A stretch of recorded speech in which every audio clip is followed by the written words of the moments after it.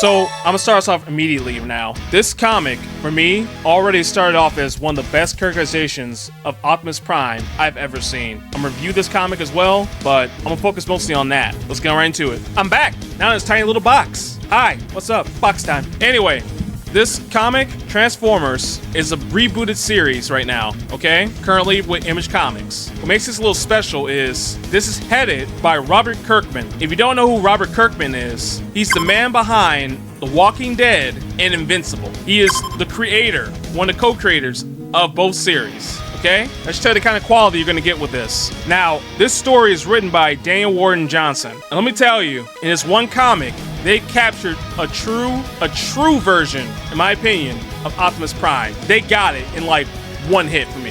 One hit. All starts here. So the cover is pretty good, not bad. It shows Starscream being, well, his usual asshole self, because it's Starscream, as you do. And it shows him, going after this air pilot who's just trying to obviously get the hell away from him or take him down possibly. And we all know he don't stand a chance. Look how big Starscream is. He's like a mini building. You're not gonna beat him. Not like this. And by the way, he's more sadistic in this version as well. Holy shit. Now they're calling this the Energon universe. What that means is they're combining Transformers with the G.I. Joe universe. Okay? They're combining them both. They're gonna make them the same. They're gonna make them canonical. But we're gonna focus here on just the Transformers. If you don't know Transformers, that's Autobots, Decepticons, robots in disguise. I hope you know this. I'm not repeating all that. If you don't know it, the old series is still up there somewhere, probably on YouTube for free. Look it up. It's been around since the 80s. They got movies too. But this is written and drawn by Daniel Warren Johnson, colored by Mike Spicer, and lettered by Russ Wooton. And of course, licensed by Hasbro, because it's Hasbro. Now, what starts off, to give you some context here, in issue before, it just simply shows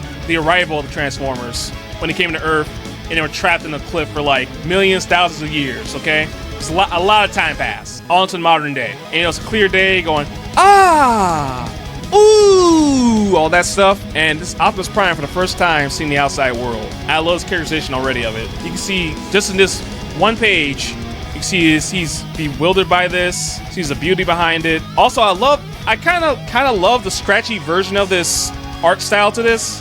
At first, it wasn't gelling with me, but the more I look at it, it does fit with the tone. Because it's meant to be a more grittier version of Transformers. It's not meant to be all pretty. But in this scene, it's supposed to be pretty. So, you have to art scale a little bit, which I like. I like this. I mean, it's still pretty well detailed. You know what it is what. He tells a frog, it's a flower, a bird. There's nature all about. And Optimus Prime, he's taking it in. And then the one scene right here that almost broke me when I heard this. He almost says the words unbelievable, and you hear the crunch. I'm thinking to myself, what the fuck just happened? Check this shit out. He accidentally crushes a deer. Now, of course he crushed a deer. Look how big Optimus Prime is. He can crush anything, but he's not used to a soft planet or soft ground. He's from Cybertron, understand? So he's all about metal everything is all you knew. Metal and darkness, mostly. So yeah, this is brand new for an alien like him. It's one little moment you can see on his face. You got a faceplate covering his facial expressions, but you don't need to understand that. Just look at the way he's reacting. You can see immediate regret the moment he crushed that deer, and he picks the deer up like it's the most most docile thing in the world, the most innocent thing in the world. Just holding it. It's like, oh shit, what did I do? What did I do? And he even apologizes to the deer too after he's already killed it. Of course, we know it wasn't by purpose or anything, but the way he's reacting, to me, I saw this and I went, there he is. There's Optimus Prime. I miss you, man. Where have you been? The reason I say that is because throughout the year, especially through the movies, Optimus Prime went from being like pretty optimistic, Optimus Prime, to more, just downer Prime. I mean, he's been real down. Like, just jaded with humanity in general. Just like, I don't care about nobody no more. I don't care. You messed up the planet. I'm not part of this no more. I'm out. Peace, guys. And from his point of view, I understand that. I do get it. I don't agree, but I get it. Then, after the movies as well, he starts to, feel humanity again. After in the cartoon as well, he's becoming like more jaded. I hate that because he's supposed to be kind of, he's kind of Superman in a way. He's like robot Superman. He's, optimistic for the world. He wants everybody to just do better. Just be better people, do well to the planet, make it safer. And yeah, people make fun of him for it. Hell, I've done it. I made fun of him for it too. We all have a good laugh, all that shit. But then I see a moment like this, I nearly shed a tear. I'm not even kidding. I almost shed a tear because it's the way it's delivered. He just says, "I'm so sorry." But you see in his body language right there, just the way his body language is drawn.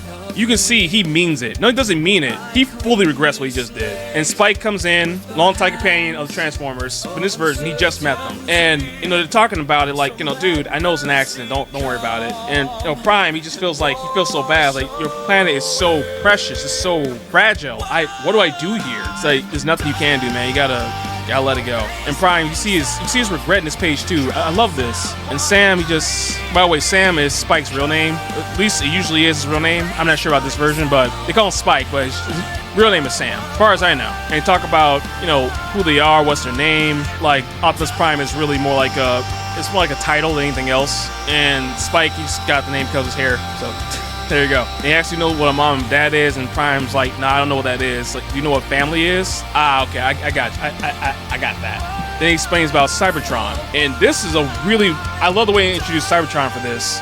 With the background and it's rising up, so you get a better idea of what it is. So Cybertron is basically an all-war planet. It didn't used to be an all-war planet, but it is now. And also on Cybertron, everything is metal. It's all cybernetics. It's all AI. It's all AI based. It's an all AI planet, pretty much. This is just an all computerized planet, and all they know is war or factions. There was peace at one point, but they lost it. It happens.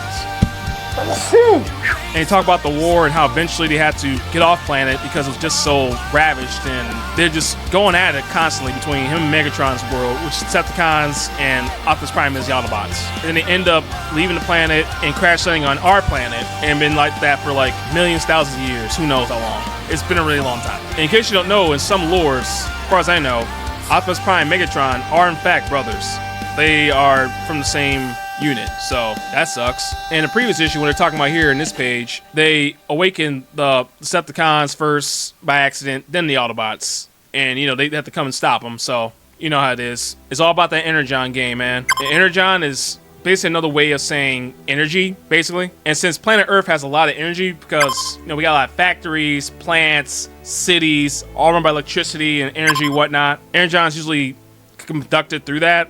That's how they, absorb energon to their bodies so it can keep going and build their own cities and whatnot. But this one scene, I just love this. He just keeps lingering back on the deer as a sign of, regret. You can see on his face, you can see this is Optimus Prime, the one I grew up with, just forming right there going, I can never let this happen again. I can't let that happen. That was on me. I gotta admit it. It's on me. I have to own up to it. Now, I don't say what happened to the deer. My assumption is, he just put it down or maybe buried it.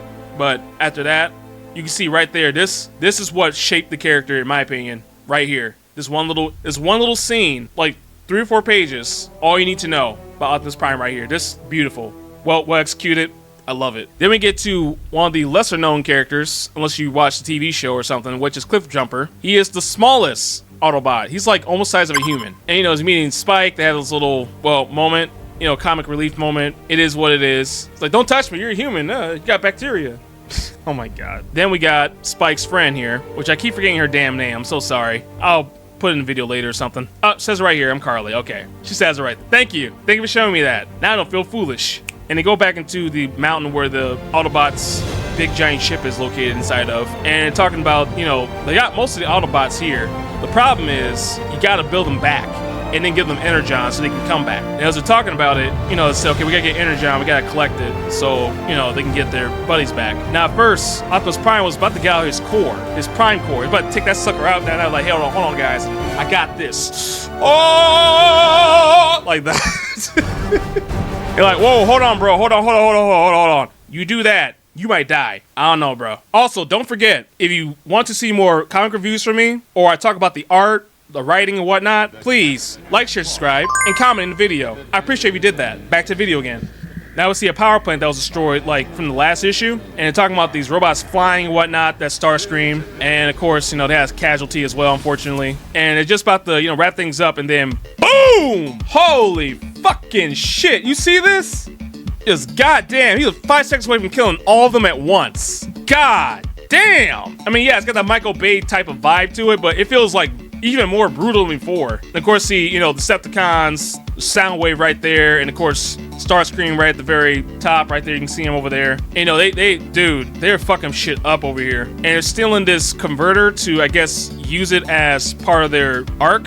That's the ship they're all in. So using it as, from the Energon from it. So there's Energon in that, so they're trying to get it from it, obviously. There you go. I guess get more Energon from that. You know, the cops are trying to, you know, stop him. That's not happening. Starscream, of course, he just crushes them. I mean, look at that. Don't even show their deaths that much. All you can see is this man's arm, and that's it. You see my man's arm. That's all you need to know. He is so fucked. He gone, bro. He ain't coming back. He ain't making no sequel with that one. They are crushed to death. It's so fucking brutal. And of course, got Air Forcemen coming in to try to stop him. Now, I love this next scene here. Starscream transforms to his plane version of himself. He's going out there. I mean, look at this plane battle. This is right out of a manga, okay? This is manga inspired right here. All manga inspired. With the speed lines, and they're going in depth in the cockpits. They shooting shit down. They fucking shit up. My God, man, I love this. Oh God, that is so cool. I don't give a shit what nobody says. This is damn well executed. I love this. He's yanking the joystick there. We gotta get him. Oh! Showing the cockpit and all that. And Starscream transforms, and they stand no chance, obviously. Just bitch slap. Look at that. He outright bitch slaps them. You can't do jack shit about it. Nothing. They're going down, of course. They eject. They get out of there. Unfortunately, Starscream catches one of them, and God damn. Look at this. Splats that. God damn. Fucking splats him. Just boom. God. Woo! Woo! That is not a way to go, bro. You know, the pilot, he's like, you know, he feels bad. He sees his co-pilot get fucked. He's like, oh my God, what I gotta do? And then reveals, of all things, he has a fucking jetpack. Look at that. He's got a jetpack. I love this. That's so well drawn. And he just goes hog wild. He fires over him, starts firing. He hits Starscream right in the fucking eye. And Starscream's like stunned. He's like, what the hell happened to me? And then I guess like, he bitches out because it's Starscream. And then reveal who that co-pilot was. It was Duke. And if you don't recognize the name Duke, yo Joe, motherfucker, Google it. Fucking G.I. Joe, Duke himself. Again, if you don't know G.I. Joe, Google it. Google's your friend right now. It really is. And it's so creepy when they call the humans in his comics squishies. It's just creepy as fuck to me, man. It's like, squishies! We're gonna get the squishies! Because it's the sound we make when we die. We squish. That's so messed up. And he's just about to try to kill this guy, and one of the leftover plane, that Starscream slap falls down to the ground, and I mean, speaks for itself right there. A big giant boom happens. It gets Autobot's attention. Like, what the fuck's going on over here? See the fire and all that. Like, all right, something's going down. We gotta check it out. And they see it. It's like, oh, Decepticons. Hey, we gotta do something now. They fucking shit up, bro. They wildin' out, bro. Bro, they wildin' out, bro. They wildin' out. And so we gotta find an Energon. We need more, we need more troops right now. We don't know how many Decepticons are out there. And of course, Optimus Prime, he does the one thing he says he's gonna do, which is, it's my dude to defend this planet right now and you guys. So I'm gonna do that. And tell him, stop, you can't do that. Like, yes, I do.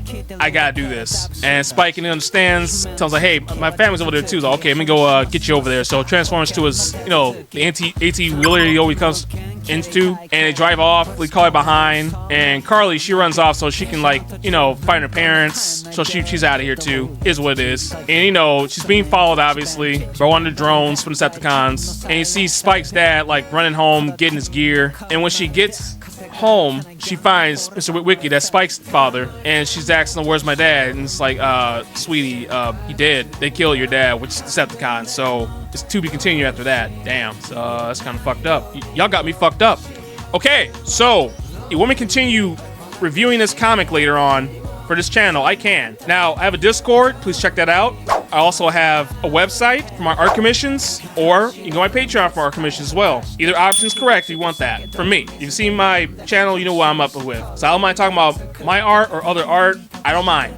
I actually love it. Well, check out my merch. It's in the links below, down there. Also, if you really like what I'm doing in this channel so far, do super thanks. That little big old heart bottom right there. Just let me know that you really appreciate me. Maybe you want to get something to the channel back. Cool. If not, cool, just keep watching. And speaking of keep watching, that's the end of this video. But I'm gonna take you over to the next one. We can see I do something else, because it might be something you might be into. I don't know. I'll see you over there. してやまないてか愛してるからやまないできられそうこの曲ならぶれないよ来世までちょっと待てよ Let's go